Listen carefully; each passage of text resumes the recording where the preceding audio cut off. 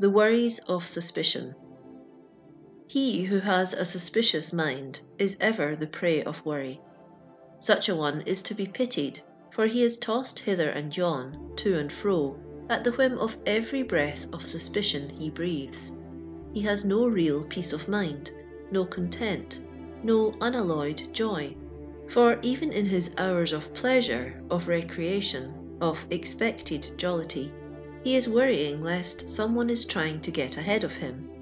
His vis-a-vis is jollying him.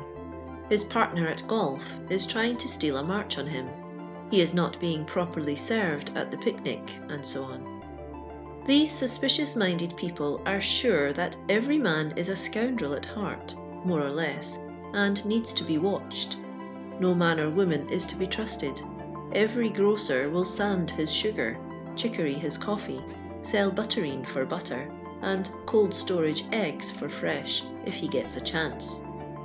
To accept the word of a stranger is absurd, as it is also to believe in the disinterestedness of a politician, reformer, office holder, a corporation, or a rich man.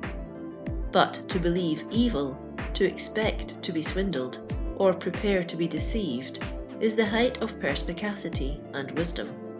How wonderfully Shakespeare in Othello portrays the wretchedness of the suspicious man.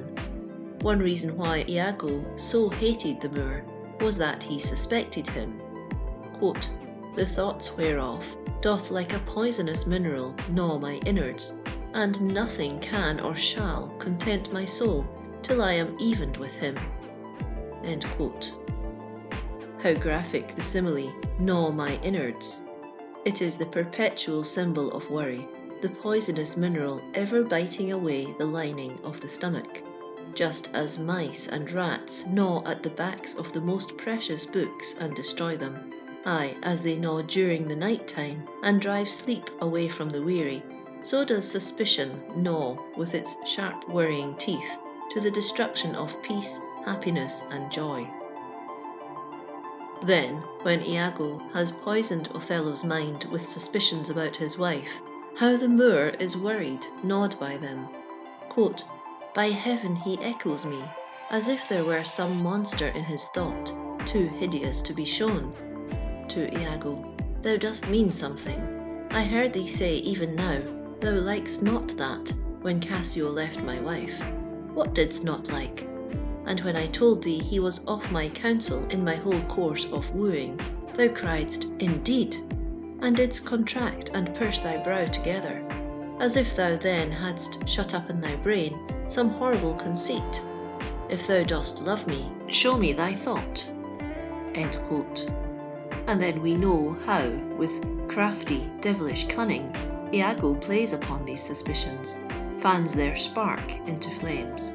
He pretends to be doing it purely on Othello's account, and accuses himself that, quote, "It is my nature's plague to spy into abuses, and yet my jealousy shapes faults that are not." End quote. And then cries out, quote, "Oh, beware, my lord, of jealousy. It is the green-eyed monster which doth mock the meat it feeds on. That cuckold lives in bliss, who certain of his fate loves not his wronger.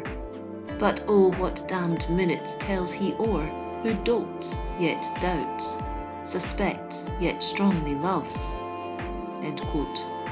There indeed the woe of the suspicious is shown. His minutes are really damned.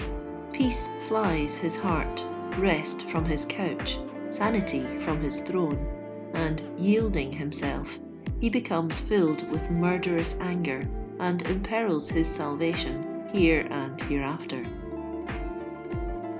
End of chapter 20.